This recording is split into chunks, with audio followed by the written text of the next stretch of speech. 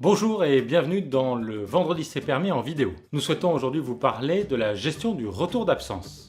Tout d'abord, qu'entend-on par gestion du retour d'absence? On parlera de gestion du retour d'absence soit après une absence longue, de plusieurs semaines voire de plusieurs mois, soit lorsque le collaborateur revient après un événement qui peut être soit un événement heureux, soit un événement difficile. Effectivement, ça me semble une bonne idée d'accueillir les gens après un retour d'absence. Mais ça sert à quoi? Qu'est-ce qu'on va leur dire? Bonne question. Deux sujets sont à évoquer lorsqu'on reçoit un collaborateur après ce type d'absence. D'abord, il faut être conscient que reprendre le travail, même si on l'aime beaucoup, demande des efforts. Quand vous revenez de vacances, par exemple, reprendre le travail vous demande toujours, au moins au début, un peu d'effort.